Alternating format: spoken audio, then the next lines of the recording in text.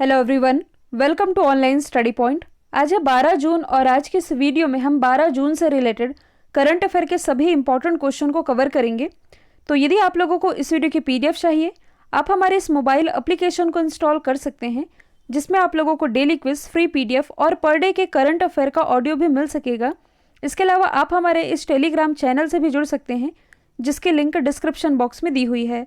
Start करते हैं। हमारा पहला क्वेश्चन, किस देश ने भगौड़े आर्थिक अपराधी जिसका नाम है मेहुल चोकसी, इनका नाम काफ़ी चर्चे में है, इसे निषिद्ध अप्रवासी घोषित किया है। निषिद्ध अप्रवासी कहने का मतलब है कि अवैध प्रवासी। तो हाल ही में मेहुल चोकसी को अवैध प्रवासी जो कि घोषित किया गया है डोमिनिकन गणराज्य के द्वारा। तो ये है कहाँ? इसकी लोकेशन पहले भी मैंने आप लोगों को बताई है, नॉर्थ अमेरिका, साउथ अमेरिका। ये है कैरिबियाई सी। कैरिबियन सी के आसपास जो कंट्रीज़ हैं, इसे हम कैरिबियन कंट्री के नाम से जानते हैं। तो इसी के पास ये जो आप देख रहे हैं, ये है डोमिनिकन रिपब्लिक। ये बहुत ही छोटा देश है कैरिबियन सी के पास, और ये इतना छोटा देश है, इसकी जनसंख्या की यदि मैं बात करूं तो यहाँ मात्र 72,000 लोग रहते हैं। और इस छोटे से देश में आकर के छुपा हुआ था मेहुल चोकसी। और देखिए, ये जो छोटे कंट्रीज़ होते हैं, यहाँ आकर के मतलब कि पैसे दे करके भी यहाँ की नागरिकता ली जा सकती है। तो मेहुल चोकसी यहाँ पैसे दे करके इसने इस देश की नागरिकता ले ली थी, और ये यहाँ आकर के छुपा हुआ था, लेकिन अब ये पकड़ में आ चुका है। और डोमिनिकन रिपब्लिक के जो होम मिनिस्टर हैं, इनके द्वारा ये कहा गया है कि जल्द ही हम मेहुल चोकसी को भारत को सौंपने जा रहे हैं। और मेहुल चोकसी ये है कौन? ये तो आप सभी जानते हैं। भारत का जो सबसे बड़ा बैंकिंग घोटाला था, इसका ये दोषी था, पंजाब नेशनल बैंक का। ये और नीरव मोदी दोनों थे। तो यहाँ हम बात कर रहे हैं मेहुल चोकसी की, और इसे ही हाल ही में डोमिनिकन गणराज्य के द्वारा अवैध प्रवासी घोषित किया गया है। यहाँ यदि आप लोगों ने ध्यान दिया हो तो यहाँ एक टर्म लिखा हुआ है भगौड़ा। तो इससे आप क्या समझ रहे हैं? क्या ऐसा कोई भी भारतीय व्यक्ति जो कि भारत से पैसा लेकर के विदेश में चला गया है या छुपा हुआ है, उन सभी व्यक्ति को हम भगौड़ा कहेंगे? तो देखिए, ऐसा बिल्कुल नहीं है। एक विधेयक है जिसे आप चाहें तो याद रख सकते हैं। विधेयक का नाम है भगौड़ा आर्थिक अपराधी विधेयक, जो कि लाया गया था 2018 में। ये विधेयक ये कहता है कि ऐसा भारतीय जो कि 100 करोड़ या इससे अधिक का पैसा या इससे अधिक की संपत्ति लेकर के विदेश भाग गया हो, यही कहलाता है भगौड़ा। तो यही मेहुल चोकसी है जो कि डोमिनिकन गणराज्य में छुपा हुआ था। और ऑप्शन में आपको जितनी भी 4 कंट्रीज़ के नाम दिख रहे हैं, ये सभी कैरिबियन सी के पास ही स्थित है, जिसके बारे में हम मैप के थ्रू डिस्कस करेंगे। और इसलिए इनके बारे में डिस्कस करेंगे क्योंकि ये चर्चे में रही हैं। डोमिनिकन रिपब्लिक के बारे में हमने डिस्कस कर लिया है। इसकी कैपिटल है सेंटो डोमिंगो, करेंसी है डोमिनिकन पीसो। अब हम डिस्कस कर लेते हैं अल सल्वाडोर के बारे में। ये निकारागुआ के ऊपर ही स्थित है। कल मैंने आप लोगों को बताया था कि हाल ही में जो डिजिटल करेंसी है बिटकॉइन को लीगल मान्यता देने वाला ये विश्व का पहला देश बना। निकारागुआ इंटरनेशनल सोलर अलायंस, जो कि भारत की पहल है, इस पर हस्ताक्षर करने वाला ये विश्व का 87वां कंट्री बना है। और ये जो डोमिनिकन रिपब्लिक है, ये मेहुल चोकसी को भारत को सौंपने के लिए इतना ईजिली कैसे तैयार हो गया? तो देखिए, कहीं ना कहीं कोई ना कोई लिंक तो रहती है, बस हमें उसे कनेक्ट करते आना चाहिए। जैसे कि यदि आप लोगों को याद होगा तो हाल ही में इस महामारी के दौरान भारत सरकार के द्वारा वसुधैव कुटुंबकम की भावना को अपनाते हुए काफ़ी सारी कंट्रीज़ हैं जिन्हें फ्री में वैक्सीन पहुंचाई गई थी, जिसके कारण भारत सरकार को काफ़ी आलोचना भी सहनी पड़ी थी कि भारत में तो वैक्सीन आ नहीं रही है और आप बाकी देशों को सप्लाई कर रहे हैं। तो अभी मैंने बताया है कि डोमिनिकन रिपब्लिक, इस देश की कुल पॉपुलेशन जो कि है 72,000 लोगों की, इसमें से भारत सरकार के द्वारा इस देश को लगभग 35,000 वैक्सीन ये पहुंचाई गई थी। तो भारत सरकार के द्वारा पहुंचाई गई इस वैक्सीन से यहाँ की आधी पॉपुलेशन यानी कि आधी जनसंख्या का टीकाकरण हो सका। तो जिसके बाद जब ये वैक्सीन की खेप इस देश में पहुंची तो यहाँ के जो प्राइम मिनिस्टर हैं, ये इतने ज़्यादा इमोशनल हो गए थे और ये प्राइम मिनिस्टर का धन्यवाद करने लगे थे कि आपने इस विपत्ति के समय में हमारी मदद की है। तो कहीं ना कहीं ये सब उसी का परिणाम भी देखने को मिलता है कि भारत के द्वारा हेल्प की गई, तो अब ये भारत को इस मामले में सपोर्ट कर रहा है। अगला क्वेश्चन है, हाल ही में भारत को किस देश से 3 MS-60 रोमियो हेलीकॉप्टर मिलेंगे? तो ये जो रोमियो हेलीकॉप्टर है, भारत लेने जा रहा है अमेरिका से। और इन हेलीकॉप्टर्स की तैनाती भारत कहाँ करेगा? तो यदि देखा जाए तो इंडियन नेवी का जो सबमरीन बेड़ा है, ये इसकी सबसे कमज़ोर कड़ी माना जाता है, क्योंकि इंडियन ओशन वाला एरिया यदि आप देखेंगे, यानी कि हिंद महासागर वाला एरिया, यहाँ चाइना के जो सबमरीन हैं, इनकी उपस्थिति देखी जाती रही है। और आप सभी जानते हैं भारत जो कि 3 तरफ से समुद्र से घिरा हुआ है, इसलिए यहाँ समुद्री सुरक्षा भी जरूरी है, जिसके लिए अब भारत MH-60R यानी कि आर का मतलब है रोमियो, यही रोमियो हेलीकॉप्टर ये लेने जा रहा है अमेरिका से। तो यदि हम बात करें अमेरिका की, इसकी कैपिटल है वॉशिंगटन डीसी, करेंसी है यूएस डॉलर। और कुछ बेसिक फैक्ट है जो कि आप सभी जानते हैं, लेकिन कुछ करंट के क्वेश्चन है जो कि आप रिलेट कर सकते हैं। हाल ही में यहाँ की जो सबसे बड़ी पाइपलाइन है, तेल पाइपलाइन, जिसका नाम है कोलोनियल पाइपलाइन, ये क्यों चर्चे में आई थी? तो यहाँ साइबर अटैक के कारण ये चर्चे में आई थी। दूसरा आप ये याद रखेंगे कि अमेरिका की ही एक राज्य है जिसका नाम है टेक्सास। यहाँ अभी हाल ही में इस राज्य के द्वारा ही हार्ट बीट बिल ये पारित किया गया। तीसरा आप ये याद रख सकते हैं कि हाल ही में अमेरिका के द्वारा ग्रीन कार्ड धारकों को जो 7% की छूट दी जाती थी, ये बढ़ा करके कर दी गई है 15% की।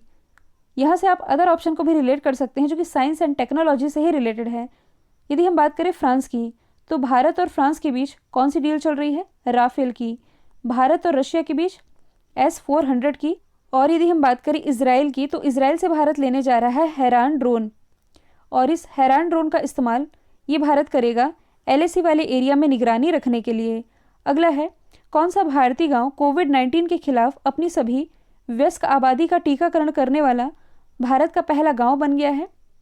तो भारत का ऐसा पहला गांव जो कि बन गया है वेयान, जो कि जम्मू कश्मीर में स्थित एक गांव है।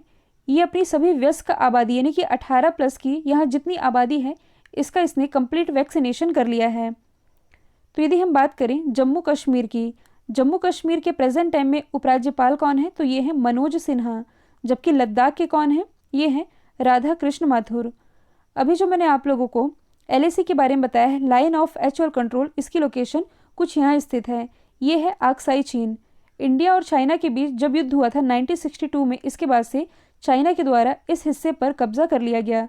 जबकि ये देख रहे हैं आप, ये हैं LOC यानी कि लाइन ऑफ कंट्रोल।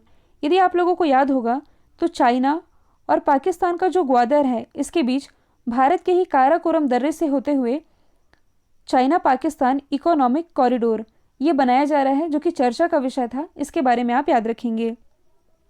और जम्मू कश्मीर में ही चिनाब नदी पर भारत का सबसे बड़ा रेलवे ब्रिज भी बनाया जा रहा है। अब यदि हम अदर ऑप्शन की बात करें, यहाँ बात की जा रही है भारत के पहले गांव की, तो मध्य प्रदेश के बैतूल जिले का जो बाचा गांव है, ये 100% सौर ऊर्जा से संचालित भारत का पहला गांव है। यदि हम बात करें माणा की, कि भारत का अंतिम गांव है यानी कि अंतिम छोर पर स्थित है। यदि हम बात करें गहमर की, गहमर जो कि उत्तर प्रदेश में स्थित एक गांव है, इसे विश्व का सबसे बड़ा गांव माना जाता है। तो एडिशनल तौर पर आप ये याद रखेंगे। और राज्यों के बारे में यदि आप लोगों को जानकारी चाहिए, कुछ बेसिक फैक्ट हैं, इससे रिलेटेड एक वीडियो अपलोड किया गया है, इसे आप जाकर के देख सकते हैं, लिंक डिस्क्रिप्शन बॉक्स में दी हुई है। अगला है, किस राज्य सरकार ने हाल ही में मुख्यमंत्री किसान मित्र ऊर्जा योजना के प्रारूप को मंजूरी दी है? ये मंजूरी अभी हाल ही में राजस्थान गवर्नमेंट के द्वारा दी गई है। और इसके तहत जो कृषि उपभोक्ताएं हैं, इन्हें हर महीने 1000 रुपये तक का अनुदान देने का प्रावधान किया गया है। और इस योजना के तहत जो राज्य सरकार है, ये मीटर्ड कृषि उपभोक्ताओं को, मतलब कि ऐसे कृषि उपभोक्ता जिनके पास स्वयं का मीटर है, इन्हें बिजली बिल पर प्रतिमाह 1000 रुपये का और अधिकतम 12,000 रुपये का प्रतिवर्ष अनुदान दे सकेगी। ऐसा ही फैसला राजस्थान गवर्नमेंट के द्वारा किया गया है। राजस्थान से ही रिलेटेड कुछ करंट के क्वेश्चन हैं, जैसे कि भारत का पहला ऑर्गन डोनर मेमोरियल ये कहाँ स्थापित किया गया है? इसकी राजधानी जयपुर में, जिसे आप पिंक सिटी के नाम से जानते हैं। बायोफ्यूल पॉलिसी लागू करने वाला ये भारत का पहला राज्य है। और सबसे ज़्यादा यहाँ चर्चे में रही है मुख्यमंत्री चिरंजीवी योजना, जिसके तहत राज्य के प्रत्येक परिवार को 5 लाख रुपए तक का हेल्थ बीमा दे रही है राजस्थान गवर्नमेंट। अगला है, फुटबॉल एसोसिएशन की पहली महिला अध्यक्ष ये कौन बनी है? तो ये बन गई हैं डेवी हेविट ये बनी है फुटबॉल एसोसिएशन की पहली महिला अध्यक्ष। और ये जो फुटबॉल एसोसिएशन है, ये कहाँ स्थित है? इंग्लैंड में स्थापना हुई थी 1986 में। अब यहाँ बात की जा रही है पहली महिला अध्यक्ष की, तो हाल ही में जो सोमा मंडल है, ये steel authority of India limited की पहली महिला अध्यक्ष बनी है। नकोजी अंकोजी ये WTO यानी कि वर्ल्ड ट्रेड ऑर्गेनाइजेशन की अध्यक्ष बनने वाली पहली महिला बनी है। ये बिलोंग करती है नाइजीरिया से। और WTO की अध्यक्ष बनने वाली ये पहली महिला तो बनी ही है, साथ ही पहली अफ्रीकी भी बन गई हैं। यदि हम बात करें क्लेयर कोनोर की, तो एमसीसी यानी कि मैरीलेबोन क्रिकेट क्लब एमसीसी के 233 साल के इतिहास में अध्यक्ष बनने वाली ये पहली महिला बनी है।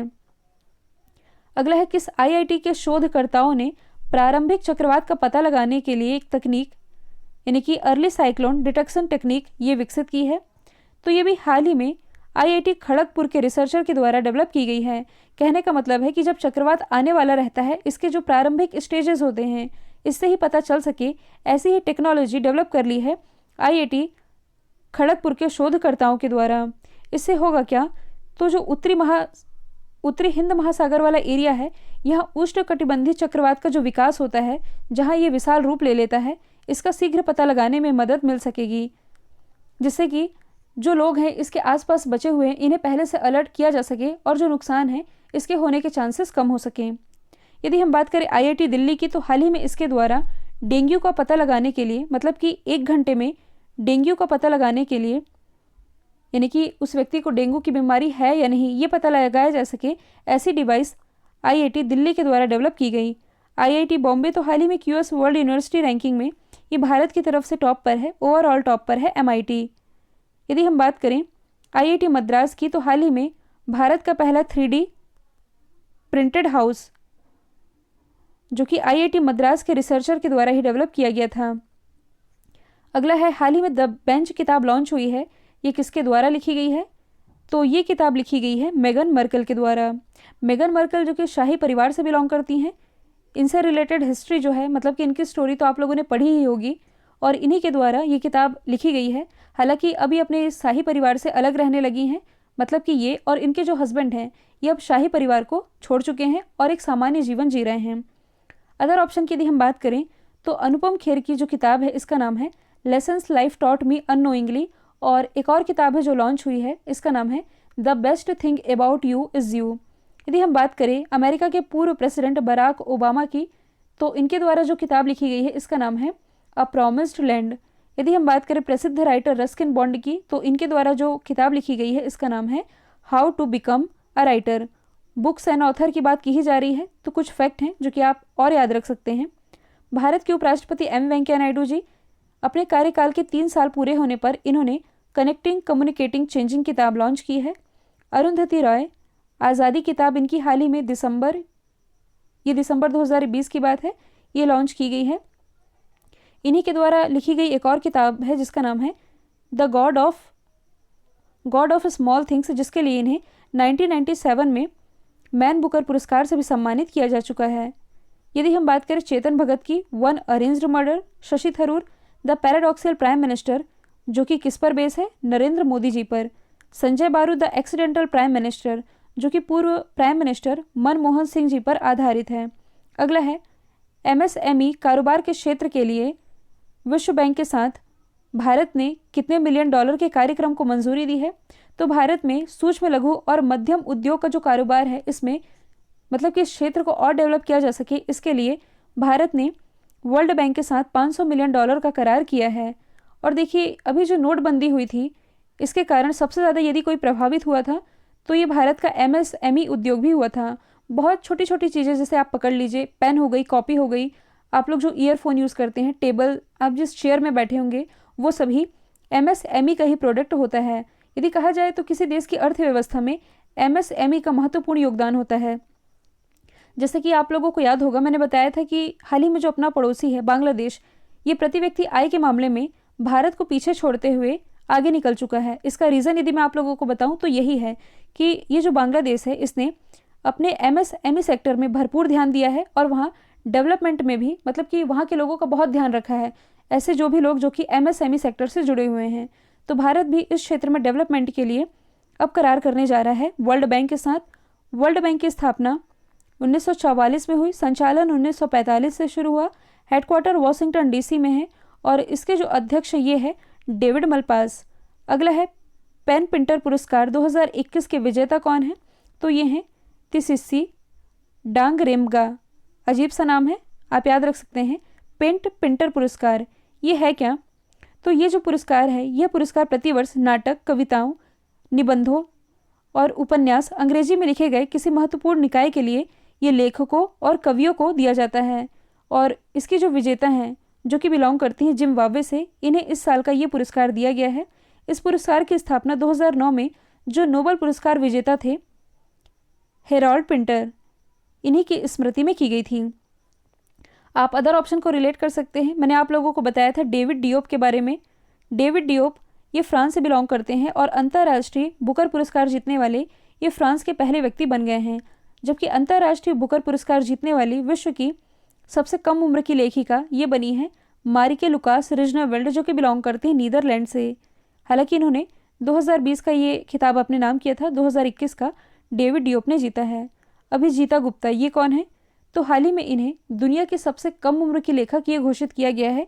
इनकी उम्र है 7 साल। ये मैथिली शरण गुप्त जी की परपोती हैं। इन्होंने एक किताब लिखी जिसका नाम है हैप्पीनेस ऑल अराउंड। अगला है 15 जून 2021 को विश्व का पहला मास्क फ्री देश ये कौन बनने जा रहा है? तो ये तो आप सभी जानते हैं कि इजराइल ने कब से स्वयं को मास्क फ्री कंट्री घोषित कर दिया। लेकिन ऐसा भी तो होता है कि काफ़ी सारी कंट्री ये तो कह देती कि हमारे यहाँ केस नहीं है। जैसे कि न्यूजीलैंड, ये भी तो कोरोना मुक्त हो चुका था, लेकिन बाद में यहाँ केसेस आने लगे थे। तो यदि देखा जाए तो काफ़ी समय से इजराइल में कोरोना का कोई भी नया मामला देखने को नहीं मिला है। तो उस हिसाब से यदि देखा जाए तो 15 जून को आने वाले 2 या 3 दिन में ये विश्व का पहला मास्क फ्री कंट्री ये बनने जा रहा है। तो यदि हम बात करें इजराइल की, ये है इंडिया और ये है इजराइल की लोकेशन। रेड सी होते हुए इजराइल जाया जा सकता है।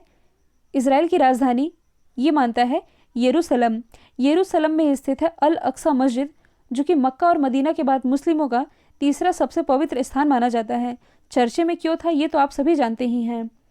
और हाल ही में यहाँ के नए प्रेसिडेंट बनाए गए हैं, इनका नाम है इसाफ हर्जोग। प्राइम मिनिस्टर नए बनने जा रहे हैं नफ्ताली बेनेट। और हाल ही में इजराइल में एक फेस्टिवल मनाया गया था, अप्रैल की ही बात है, जिसका नाम है लाग बी ओमार फेस्टिवल। और इसी फेस्टिवल में भगदड़ मचने की वजह से यहाँ 50 से अधिक लोगों की जान चली गई थी। इजराइल इसकी सीमा मेडिटेरियन सी से लग रही है। ये जो आप देख रहे हैं लेबनान से ही एक रिवर आती है जिसका नाम है लितानी रिवर, जो कि लास्ट में आकर के इसी मेडिटेरियन सी में मिल जाती है। इसी लितानी नदी पर 40 टन से अधिक मछलियाँ ये मृत अवस्था में पाई गई थी प्रदूषण के कारण। ये चर्चे में आया था, इसलिए आप कनेक्ट करके याद रख सकते हैं। कल जो मैंने आप लोगों से सवाल पूछा था, इसका राइट आंसर था सुशांत सिंह राजपूत। अब आप लोगों के लिए आज का सवाल है वर्ल्ड यूनिवर्सिटी रैंकिंग 2022 में कौन टॉप पर है? तो इसका जो भी आंसर है कमेंट बॉक्स में बताइएगा। वीडियो यदि पसंद आया है तो लाइक कीजिए, शेयर कीजिए और चैनल को सब्सक्राइब करना बिल्कुल मत भूलिएगा। आज के लिए इतना ही। Thank you so much.